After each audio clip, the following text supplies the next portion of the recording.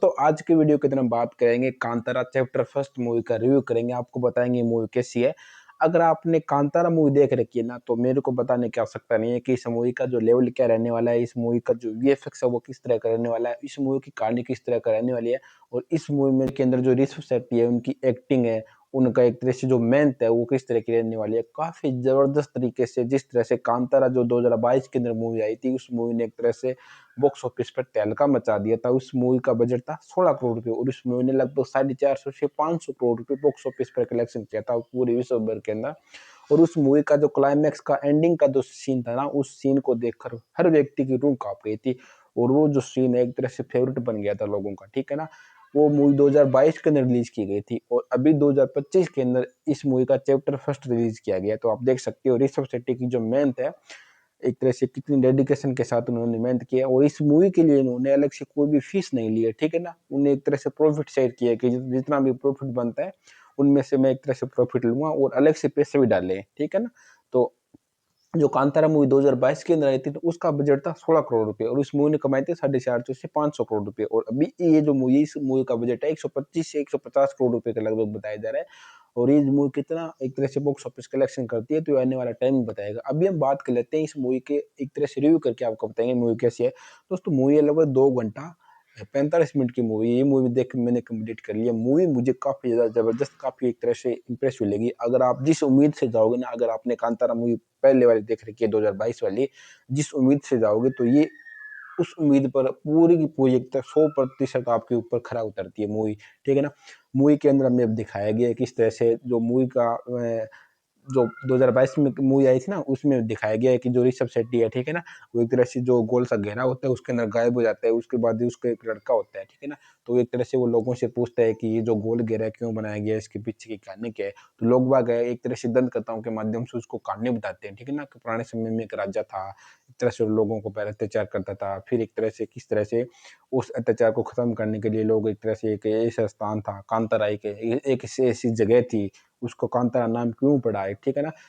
उनके बारे में एक तरह से मूवी के अंदर बताया गया, ठीक है ना। एक तरह से लोग थे जो कि जंगल में रहते थे, जो कि एक तरह से उस देवी को या उस देवता को पूछते थे कांतारा को, ठीक है। उस जगह का नाम क्यों पड़ा, लोगों के मन में एक तरह से उन दोनों के बीच में क्या कुछ अनबन थी, और किस तरह से जो जो देवी है, जो देवता है, वो प्रकट हुए और लोग उनको मानने लग गए। ये बेसिकली एक तरह से स्टोरी दिखाई गई बैकग्राउंड में पीछे कई सालों की, ठीक है ना। तो ये जो मूवी है डेफिनेटली मुझे काफी अच्छी लगी। अब बात कर लेते हैं, तो मूवी में छोटी सी एक तरह से मैंने बता दिया कि मूवी के अंदर बेसिकली एक तरह से शॉर्ट स्टोरी। अब बात कर लेते हैं मूवी कैसी है।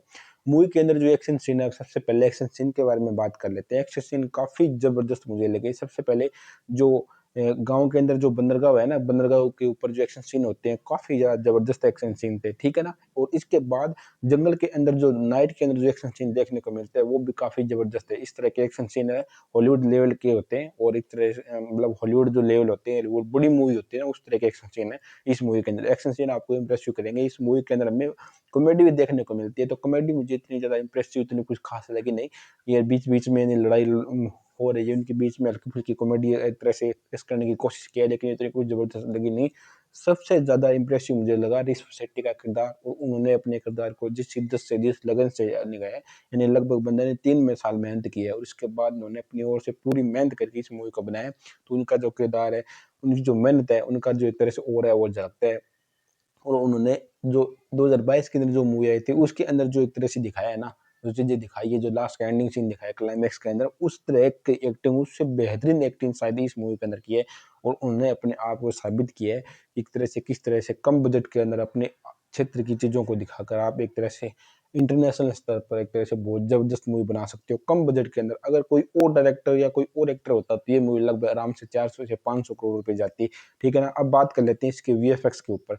इसका वीएफएक्स काफ़ी टॉप नॉच लगा। जिस हिसाब से इस मूवी का बजट बताया जा रहा है, इस हिसाब से इस मूवी का वीएफएक्स काफ़ी ज़बरदस्त है, नेक्स्ट लेवल है। एक तरह से मज़ा आ गया। जिस तरह से जंगल के सीन है, बाकी सारी चीज़ें हैं, कॉस्ट्यूम है, डायरेक्टर है, ठीक है, जो गाँव के लोग दिखाए गए हैं, जो जंगल के अंदर लोग दिखाए गए, उनका जो कॉस्ट्यूम है, किस तरह से वो लोग रहते हैं, सभी चीज़ें एक तरह से हर छोटी-छोटी चीज़ के ऊपर ध्यान रखा गया, काफ़ी ज़बरदस्त मुझे लगा। इस चीज़ का ने इस मूवी का नेगेटिव पॉइंट कुछ है ही नहीं, हल्की-फुल्की कॉमेडी है, उनके ऊपर मुझे नेगेटिव पॉइंट लगा और कुछ भी नहीं है। इस मूवी का क्लाइमैक्स भी काफ़ी ज़बरदस्त रहने वाला है, आपको पूरी तरह से सैटिस्फाई करेगा। ऐसा नहीं है कि आपको सैटिस्फाई नहीं करेगा। इस मूवी का बीजीएम काफ़ी ज़बरदस्त है, एक तरह से सिनेमेटोग्राफी है, वीएफएक्स है, वो काफ़ी ज़बरदस्त है, ठीक है ना? एक तरह से हर चीज़ है, एक तरह से हर चीज़ को काफ़ी बेहतरीन तरीके से पेश किया गया है। आपको ये मूवी ज़बरदस्त 100% जैसे पसंद आएगी। अगर आप इस मूवी को थिएटर में देखने जाते हो ना, तब भी आपको ये मूवी मज़ा देगी, ठीक है ना? अगर आप इस मूवी को घर पे बैठ के देखोगे तो इतना मज़ा नहीं देगी। थिएटर में जाइए, इस मूवी को देखिए, एक तरह से एन्जॉय कीजिए, काफ़ी ज़बरदस्त मज़ेदार एक तरह से मूवी है, ठीक है ना? अगर आपने कांतारा मूवी देखी है ना, तो इस मूवी को आप आराम से देखने जाओगे, ये मूवी आपको डेफ़िनेटली पसंद आएगी।